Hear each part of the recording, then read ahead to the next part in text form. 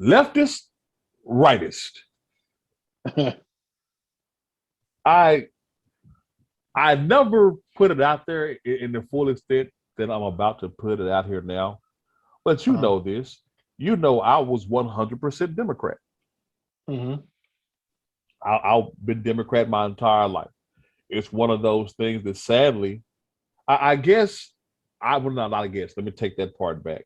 I know I can only speak of for the black community and black culture because that's Mm-hmm. where I come from. Mm-hmm.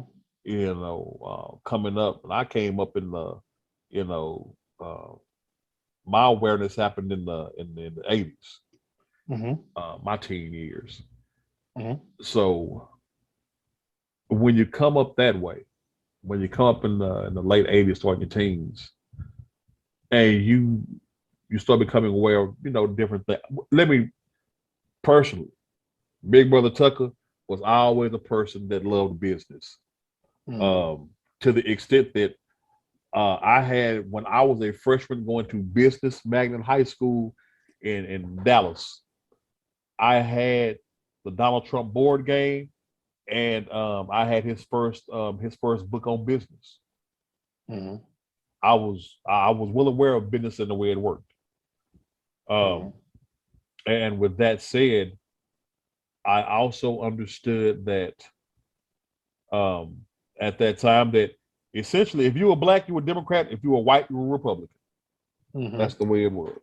That's just the way the environment I was in. But as I got older, I started to broaden my mind more. I traveled. Mm-hmm. I did a little traveling, and I saw and I came from a different school district that was an all white school district, a very openly racist city. Mm-hmm. Um, and my two oldest friends are white. I give the background on that to say, as I grew up, I noticed that things weren't so, haha, pun intended, black and white. Mm-hmm. Um, and I noticed that there was something that happened to me right before I was able to vote. The last president before I was able to vote was George H.W. Bush. Anybody that know who George H.W. is? That was Reagan's vice president. That's the president right after Reagan, George H.W. And he said something that appealed to me. No new taxes. Whoa, hey, I can vibe with this cat. Mm-hmm. Anyway, it goes. The Democrats even then didn't have a great plan. Now the president after HW, which was Clinton, had a plan. As a matter of fact, under Clinton, he led one of the greatest economic recoveries at that moment in U.S. history. Mm-hmm. Greatest job employment at the time under him. He got poor people some money. Yeah. I have no idea what happened after that. I have no idea what happened to the Democratic Party after that. I'm doing more research on like what's. I can tell you this personally. I feel this way. There are two things that got Barack Obama elected. Number two was the color of his skin. Mm-hmm. It was it was America's worldwide virtue signal. This was man, look, people can hate me all they want to. This was a worldwide virtue signal, and he got in the same way Biden got in. People were tired of the crap that was currently in there. W had made so many mistakes. Mm-hmm. Why do you think that the two things that Obama ran on were hope and change? Yep. Remember the posters? Hope and change. Hope That's, and change. that's one And, thing and people. you can ask I'm gonna tell you something Mhm. that's real. I know the first time I ever heard it was from a football coach, and here's what it is: hope is not a plan, Yeah. and let me tell you, the Democrats can get you right up in emotion and have zero plans. Yeah. Plans are settled. For my Hispanic brethren, plans are settled. That's all it was. The same way. Why is Biden there right now? People got tired of mean tweets. They got tired of a president who wasn't behaving exactly like a president. And I say all that to say about this. The extremities of the left drove me away from the left. Baby boy, you remember the moment because I called Yes. you super emotional. I have family and friends that are military. Step grandfather, grandfather, both served. One Vietnam, one Korea. My foster father, Vietnam vet. My older brother, Desert Storm. My cousins, oh shoot, Enduring Freedom, right after 9/11. That's the three cousins. So great uncle was Air Force. I have been to the graves and watched funerals of military. If you've never been to a military funeral, that is the most proud, emotional moment you'll ever see. And with so much of my family being military, the pride I have in that. When I saw these Democrats give that same honor to George Floyd, I was done. They will never get me back. That was a spit on, they personally shit on me. They shit on the honor, and they shit on every military man that has sacrificed his life serving his country. Now, the circumstances surrounding George Floyd, I get. I get it. Chauvin, I get it. Bad optics. And But even by the medical examiner's report, he mhm, had drugs in him, but that didn't help the cause. You know mhm. what I mean? That exasperated an already Yeah. bad situation. Yes. I get the anger. I get wanting to make this an example moment. But But that yeah, honor, I never understood that. I say when I saw that flag, that big old church, that flag over that cat. Why is he getting the flag? Why is he getting the president speak? There are men that have died in black ops for this nation that don't get the president to speak at their funeral. Yep. Yeah. We know there are men that die in black ops for this nation, sanctioned by this nation, that know that they are called to kill, they are disavowed. They don't get a chance to get that honor. The Dems want to make this the hill y'all want to say, this the hill y'all want to die on. Bet, I'm out. Y'all will never get The, me back. the part that I didn't understand is with like, okay, how do you? I don't understand trying to what they did for the funeral. One thing to say, you know what, it's a bad thing that happened, or people everybody feel bad about it and all that stuff. But the way that they presented it though, it's like he was some type of hero. Yeah, He didn't do anything. He wasn't heroic in any script of the imagination. He was in a bad situation. He died at the hands or exacerbated situation by a police officer. and you know what? You know what? But Let me and pause right there for a second, Frosty. I guess I want to take this topic. It's not right left. Mhm, It's I'll put it this way: the tokenization by politicians. Because what you just mhm, said made me think about something else. Go ahead, and I'll add on to you to where you're going because I have a feeling I know where you're going, Frosty. I'm going to add mhm. on to what you say. Go ahead. Yeah. So when I saw that happening, I'm just like, what? What? So, so you turn someone that's let's say a victim of something, but you praise them as a hero, especially when you know the circumstances that led to this incident of the drug use and stuff like that. And that doesn't say why, oh, he should die because of drug use, but the situation in itself, it's like, how do we praise and uplift someone? The way that they did this, the way that they handled this, it's like George Floyd achieved sainthood by dying on that street. That doesn't even make sense. If he would have died saving someone's life, I would go. You know what? That's it would be more reason not having that type of service and type of acknowledgement because that to me was still way too much. Because there's like you said, there are servicemen and women who've done way more for this country and that deserve those accolades. It's just but I still remember it. And you remember he called me. He's like, and you told me about it. I had to look at it. I had to see this. And I'm like, oh crap, this doesn't make sense. Man, when I saw it, you heard the emotion of my voice. I was beyond living. I was beyond living. George Floyd had the presidential nominee at his funeral. He had the Speaker of the House at his funeral. Mm-hmm. My deacon was military intelligence, highest of levels. And I guarantee you he won't get that. But this cat did. So this is what I'm going to tack on to it. When I talk about the tokenization by politicians. Where we are, where we live, in the wonderful city of Dallas, the great state of Texas, we have streets named after particular individuals. Mm-hmm. There's a street called Elsie Faye Higgins. Yeah, she was a civil rights activist and sat, I think she was the first Black woman to sit on Dallas City Council. They have a street in South Dallas named after her.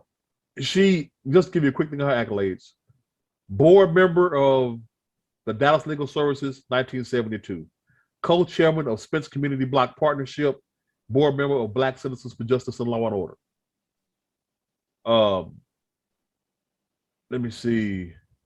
She also earned political battles. She successfully fought to have I-45 redesigned to include off-ramps in South Dallas. Now, I knew about this back in the day. I didn't know she was the one who did it, but I knew if people look at 45, that's why there are only two exits that stop in South Dallas. They were originally going to be done. The only exit that you were going to be able to take to get to South Dallas to 45 was going to be Loop 12. People who live in Dallas don't worry about it. They know that's a distance. Higgins was the first Black member of the council without any close ties to white establishment in 1980. They named the street after her. Another street in South Dallas, Al Lipscomb. That's during my time. He did a lot of the business improvement. He brought a lot of business to South Dallas. He fought for South Dallas righteously throughout his entire time. He had a street named after him. Now then, do you know that's how the street name, Frosty? Yeah, I know where you're going. I know you're going. There's another street name in South Dallas, Frosty. That street is called, it's a nationally known name, Man. Botham Jean. Now, you heard that name, y'all heard, y'all know that. If you didn't know, Botham Jean was killed in his apartment by an off-duty officer who mixed up his apartment for hers. He had a street named after him. Mm-hmm. What great thing did he do for the city of Dallas? Get shot by a cop in his apartment. So they said, you know what we're going to do? Pardon the language. Pardon my language. Give y'all a heads up. We going to keep the niggas in control. We going to keep the niggas quiet. We going to keep the niggas happy. Let's just name a street after him before they start tearing shit up. Mm-hmm. That's why they renamed that street Botham Jean. Oh, and just to show y'all that it's a tokenization thing, the street original name was Lamar. Mm-hmm. Throughout the Black part of town that Lamar stretches to, it's called Botham Jean. Once it gets back into downtown, where money is, it becomes Lamar all over again. Now, Frosty, why do you think that is? I think it's what you said it was. All right. I think it's George Floyd without the funeral. We gonna do this to show. We gonna do this to show y'all that we down, to show y'all that we love. No, it's tokenization. You really are. It's patronization. You patronizing me. Yep. I mean, I just named off Elsie Faye Higgins, Al Lipscomb. Oh, I forgot about this one, and S.M. Wright. Oh yeah. Famous Baptist preacher here in the city of Dallas. S.M. Wright Freeway. Let me see. First Black city councilwoman, great city council member that fought for South Dallas, great minister, guy who was shot in his drawers eating ice cream. One of those things don't belong. I always thought in my mind that if you had something named after you, you did something notable. Like you made some type of difference or change, and not just something happened to you. And only time I can see that something like that could even be happening, it had to be something so completely and utterly egregious, like something that happened a long time ago, like was it Emmett Till? Yeah. I can see something being named after Emmett Till, but this, no, I just don't see it. It's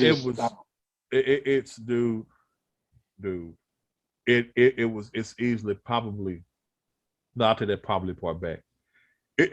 You see how it revs me hot. Yep. Because you're patronizing. You are giving it. You renamed the street after him. literally to keep niggas under control. Because you felt if you didn't do something, you felt you're gonna have a riot down here behind that. And it was most, but why? There are so many other options and so many other alternatives. You have to ask yourself, why? And that is one of the things that myself and another content creator, Eric D. July, Young Ripper 59, trying to get that across to black folks. As a matter of fact, I had put it in a previous podcast what Malcolm X said about black people and the political spectrum. In this crooked game of power politics here in America, the Negro, namely the race problem, integration, civil rights issue, are all nothing but tools used by the whites who call themselves liberals against another group of whites who call themselves conservatives, either to get into power or to retain power. Among whites here in America, the political teams are no longer divided into Democrats and Republicans. The whites who are now struggling for control of the American political throne are divided into liberal and conservative camps. The white liberals from both parties cross party lines to work together toward the same goal, and white conservatives from both parties do likewise. The white liberal differs from the white conservative only in one way. The liberal is more deceitful, more hypocritical than the conservative. Both want power, but the white liberal is the one who has perfected the art of posing as the Negro's friend and benefactor. And by winning the friendship and support of the Negro, the white liberal is able to use the Negro as a pawn or a weapon in this political football game that is constantly raging between the white liberals and the white conservatives.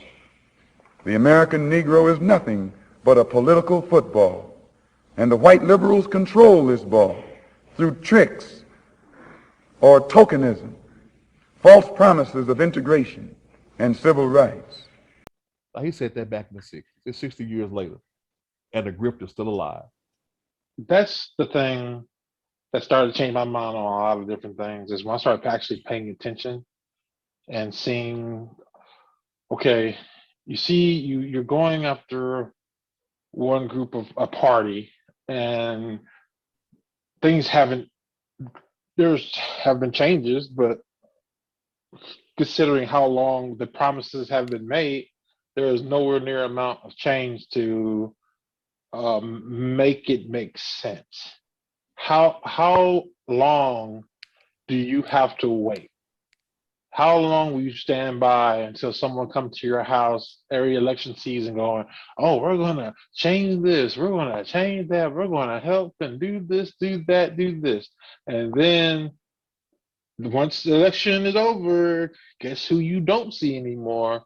You don't see none of those people making promises. And if you go talk to those people, hey, what about this? They're like, well, they'll give you a line saying that right now we're in a lot of talks, we're busy, blah, blah, blah, and make up some type of excuse. Either they'll make an excuse or they'll just flat out ignore you. And I always thought, like, wait a minute, this doesn't make any sense. And some of the policies, I'm a policy person. Yes, sir. To I put me, that. Hey, I put that in the podcast. I told them my brothers and I were the most valuable commodity because we give our time, energy, effort, and vote to the policy, not the party. yes, because parties will can lie to you at any given time because to further their own ambitions. Policies is what actually affects us on a day-to-day life, and also too, we have to know as citizens that when there comes a time when these people playing this political game, they'll both on the left and the right. They are some of these people are lying to us completely. Yeah. They're putting on a show saying, "Oh, we don't like each other. I can't stand them. Or I can't do this or that." But when the lights go off, guess who's dapping each other up? Who's hanging out with each other, going to having family events, having this, that, and the other, dinner and everything else with each other. Those same people who we think on by watching TV and the so-called news, they friends. Keep the grift alive, baby. Keep the grift alive. So that's why you can't just completely go blind into accepting the story of Republican this, Democrat that. You have to sit back, look at what they're saying, who's going to do the best for me, and think about it. Have you thought this through? I mean, chewed down to the bone. And really think about it before you cast your vote. Don't just jump out and go, well, I don't like that guy, or I think he's a racist. To me, Wait a minute. Hold on. Wait a minute. Frost, are you telling me that I can't not vote on somebody because I don't like them? They put out some mean tweets. Is that what you're telling me? yeah, yeah. I wish you would have told me this 2 years ago. Here's the thing. This is what people need to understand. Some people get so caught up in their emotional aspect, they forget what's actually affecting them in their day-to-day life. It's like Trump, for example. More people were doing better under his presidency. If you think right now things are in a better place than it was under Trump's leadership, you're a fool. They are. They are. The media How? Because the media said they are. Yes. Oh yeah, I forgot. Yes, the wonderful media. Brother, you forget. You forget. People don't do any I've shown you the conversation. Yeah. People don't do any research. They only know what the media tells them. The media told them the first step, the media told them everything but us is a lie. Remember, if you're not listening to CNN and MSNBC, everything else. But Fox News, they lie to you. Don't listen to them. Yeah. Don't listen to them. When I knew. Wait. Like, hold on. For case of point. Case of point of how we just held a conversation at a friend's passing. And we told a lady, Tucker Carlson calls out the right. Do you remember the look on her face? Yeah. Wait, what?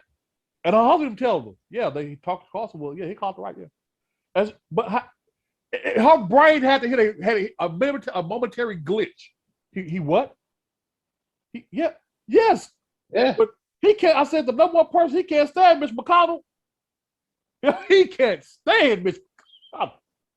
But that's what happens when you get caught into your bubbles, and you get caught into just on this line of thinking, and you're not looking at other stuff. To me, everybody should look at both sides of the defense to see what's going on, see the arguments, listen, see what's happening. Because most people, if you just talk to them on a normal day-to-day basis, some people actually lean, like, if you talk about left and right, if you have to put in those two terms, there's more people who lean more right than they actually think they do. Yep. But you have to give them the nuance, because on his face, they hear a certain word or a certain key thing, and they think that, oh, I have to be in lockstep. Because without knowing the details, they just have to be in lockstep. They have to be in lockstep, Frosty.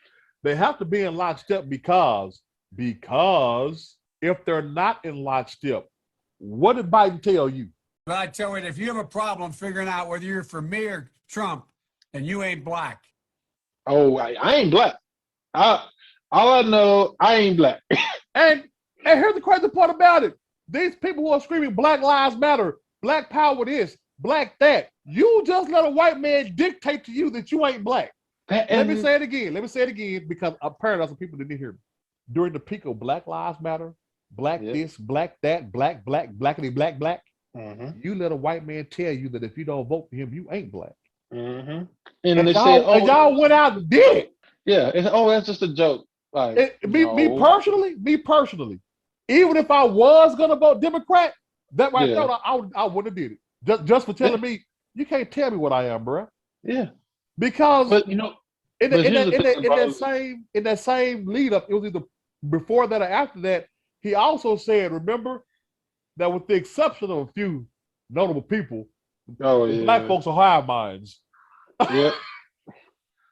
And the one thing that bothered me, like a couple of years ago, and when a customer, she came in and we worked on course several times, and then she's the one that brought it up. I was just fixing the car, and she said, I forgot what election was coming up.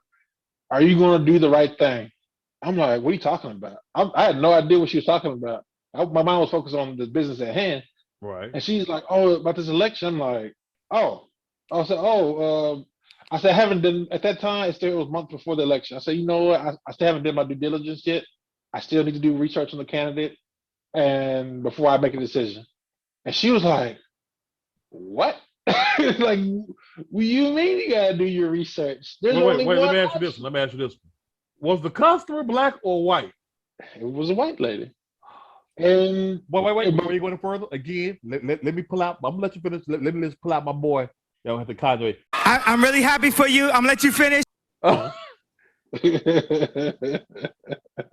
Let me go ahead because Frosty, you know me. You know me. You know, Yeah. man. Look, brothers always brothers. What did my man Malcolm X say about the white liberal? Oh man, they come to you as a friend. They say it's gonna be, they present themselves as they're a benevolent figure, but they expect you to do what they want you to do. Wait. I can make it shorter than what exact word. Yeah. The white liberal is one of the worst things that happen to black people. Yeah. I'm Because not saying this. I have it in the previous podcast. Everybody who's listening, I have it in the she previous told podcast. me what I was supposed to do. And that made me pause and go like, what? To me, the most reasonable thing to do is to do your research, is to find out about candidates, look at the policy, see what's going on. That's a very reasonable thing to say. And that's what I was going to do. But to say it's a foregone conclusion, and this is not the first time. I hate, one thing I very much dislike is when someone looks at my skin color and assumes what I should be.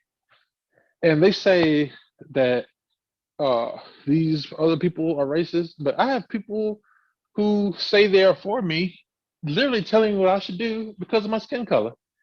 They don't talk to me, see who I am, what I believe, what I think. They just say it's a foregone conclusion. You should believe this. It don't matter. You don't understand. Because you are black, you are a perpetual victim, and you're supposed to hate the white man. You have no other identity outside of that. You black, Yep. that means you're a victim and you hate white folks. That's it. Oh, you probably also smoke some menthols.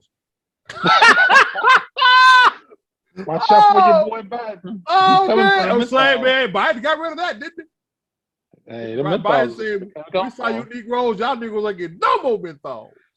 See, what is those Newports? Yeah. Yeah, But see, now, Newports, man. menthol is actually a flavor. So you get Yeah, but I'm saying that's one of the popular brands. Bro. And understand, let me go ahead and do it right. Look, I ain't I mean, giving none of y'all welfare kids no formula. I ain't giving none of you Negroes no menthols. I ain't giving none of you weed heads no flavored swishers. Yeah. But I am going to send baby formula to the border and send 40 billion overseas. Thank you very much. I'm out. That's the type of stuff that should make you pause and go, wait, what? Huh?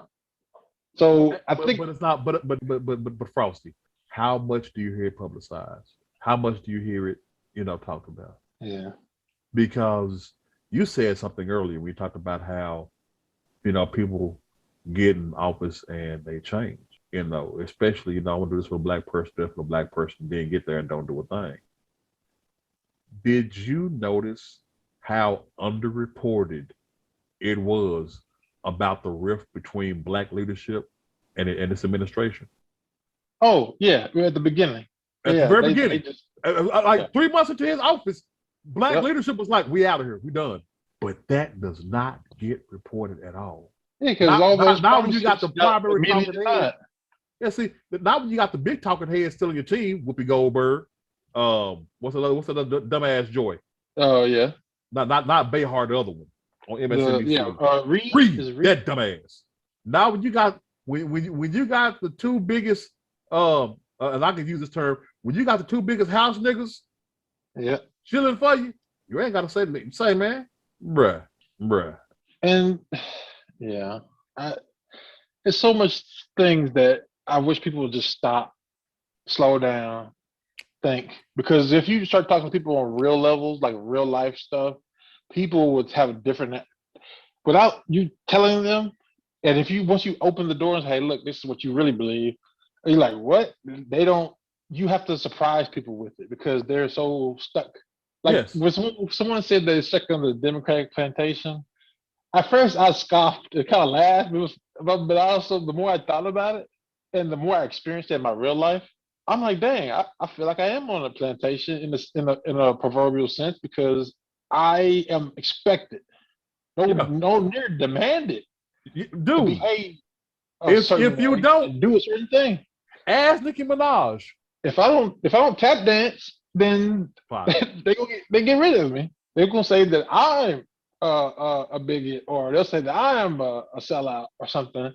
But I'm asking genuine questions, like trying to help my people or people in general. Oh, you just a sellout. Like, so asking questions is a bad thing? Yes, very much so.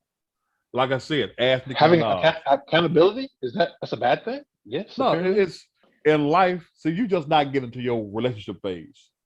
Yeah. But ask Breeze about it. In life, one of the greatest things that you'll know, and women can get pissed off. Women in the listening can get pissed off about this all they want to, but they know it's true.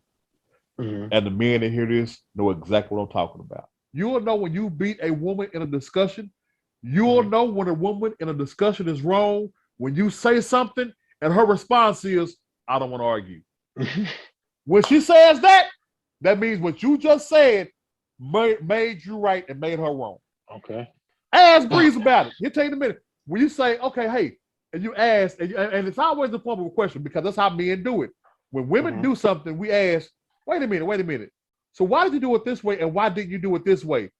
Their response is, I don't want to argue about it. How's asking the question arguing? That's when you know you want. Frost. Well, yeah.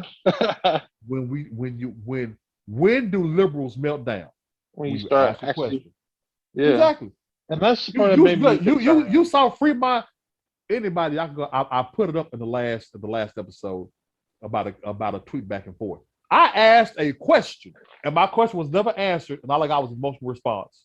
Well, this happened to me. Okay, sorry for you, but they didn't answer the question. You want to sit back down? Ask a question. Ask a logical question to their ideology. Watch them lose their shit because they know it's emotion. It's not based on anything other than how I feel. And as children, aren't we supposed to get out of that? I mean, what the Bible say? When I was a child, I thought and spoke as a child thinks and speaks. Yep. But now that I'm grown, I put childish things away. So by their actions, what the extreme left is telling me is they're still children. Maybe. They're still children, and as such, they treat us like children. What I mean by us, I mean the black community, the black people. They treat us like children. Yeah. We are, and for the most part, we are because the bulk of us fall for it. Yeah, that's The true. bulk of us fall for it. Accountability. I'm going to end with this. I'm going to end with this right here, Frosty. You remember the thing last week when the lady on The View said she's a black conservative? I know. Okay, but I know this may be a novel point, a novel idea for somebody who's, a supporter of Trump.